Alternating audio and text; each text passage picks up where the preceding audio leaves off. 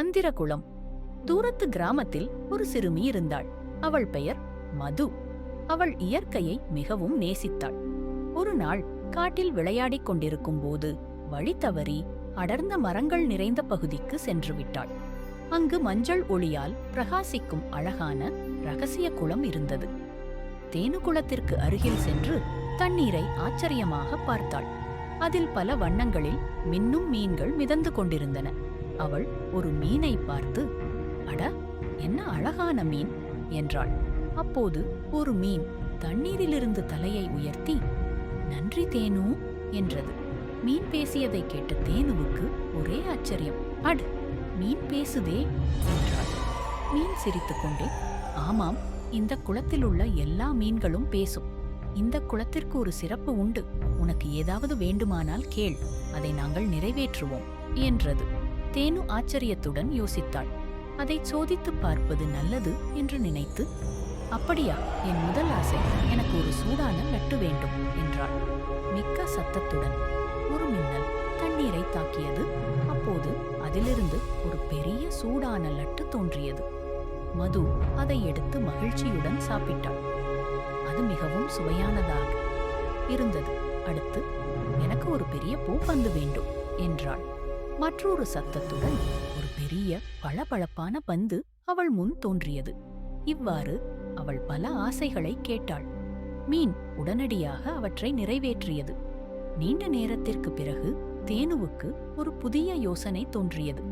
எல்லா மீன்களும் வானத்தில் பறக்க முடியுமா என்று மது கேட்டாள். மீன்கள் அதிர்ச்சியில் கொஞ்சம் தயங்கி, தேனு, இதுதான் உன் ஆசையா? யோசித்து பார் என்றது.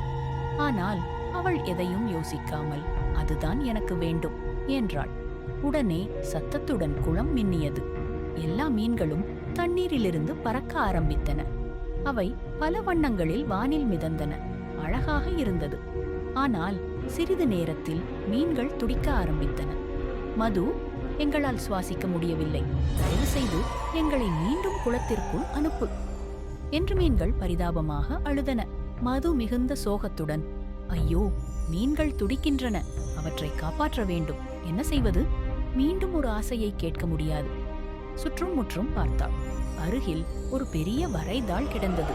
அவள் அதை எடுத்து எல்லா மீன்களையும் குளத்தில் ஒவ்வொன்றாக எடுத்து அதன் மீது வைத்து மெதுவாக மீண்டும் தண்ணீருக்குள் அனுப்பினாள்.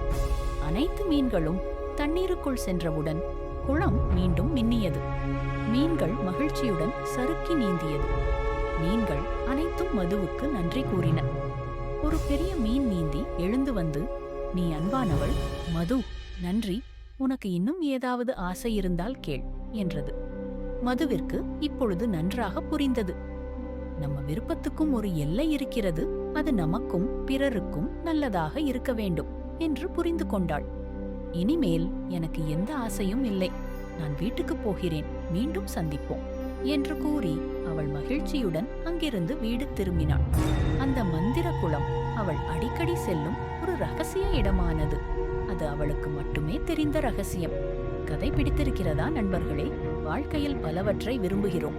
அவை நமக்கும் மற்றவர்களுக்கும் நல்லதா என்று சிந்தித்து அதற்கு ஆசைப்படுங்கள். கதை பிடித்திருந்தால் லைக் மற்றும் சப்ஸ்கிரைப் செய்ய மறக்காதீர்கள். நன்றி, வணக்கம்.